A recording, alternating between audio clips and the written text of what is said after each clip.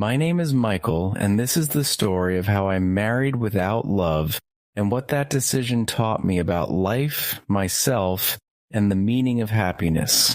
It's not an easy story to tell, but I hope it helps someone who might be in a similar situation. I was 28 when I got married. To everyone around me, it seemed like the perfect match. Emily, my wife, was kind, stable, and respected by my family. She came from a good family, had a great job, and treated me with care. But deep down, I knew something was missing. I didn't feel the spark, the connection, or the passion that I always thought love should have. So why did I say yes? Well, at the time, I convinced myself that love was not the most important thing in a marriage. My parents had a strong influence on my decision. They always said that security and companionship were what truly mattered. I was also tired of the constant questions. When are you getting married? Or don't you want to settle down? The pressure was overwhelming. Our wedding day was beautiful, but bittersweet. As I stood at the altar, I smiled for the cameras and the guests, but inside I felt a strange emptiness. I told myself that maybe love would come later, that it would grow with time. After all, Emily was a good person. What more could I ask for? In the beginning, our life together was smooth. We had a nice apartment, shared polite conversations, and went on occasional trips. To everyone around us, we were a happy couple. But behind closed doors, there was a distance that I couldn't ignore. We talked, but we never truly connected. We shared a house, but not a home. I tried to convince myself that I was content. I buried myself in work, hobbies, and friends. But no matter how busy I stayed, there was always a voice inside me whispering that something wasn't right. I began to feel trapped, like I was living someone else's life. One day, everything changed.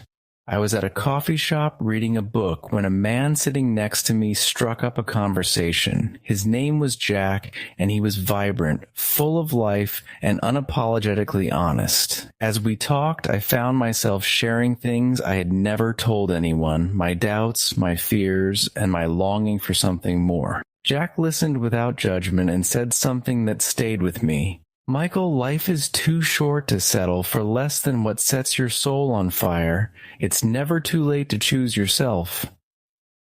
His words sparked something in me, a realization that I had been ignoring my own needs and desires for far too long. That night I couldn't sleep. I replayed his words over and over. I realized that I had been living my life for others, for my parents, for society, for the image of a perfect marriage.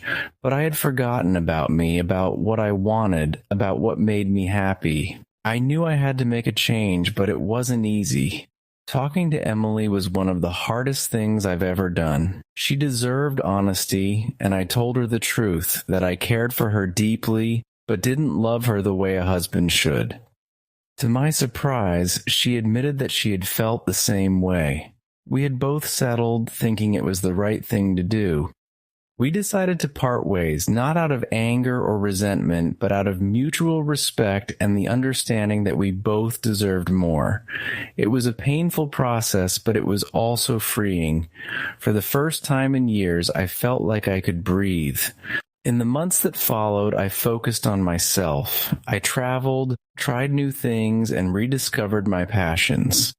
I learned to love myself, something I had neglected for so long. And in that journey, I found a kind of happiness I had never known. Looking back, I don't regret marrying Emily.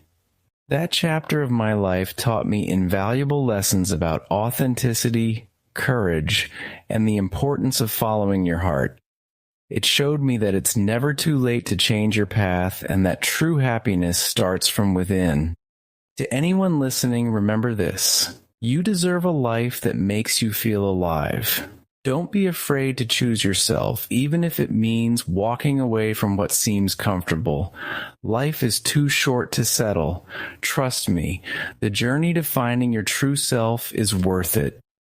Thank you so much for watching. If you enjoyed the video, don't forget to like, subscribe, and hit the notification bell so you don't miss the next one. See you soon.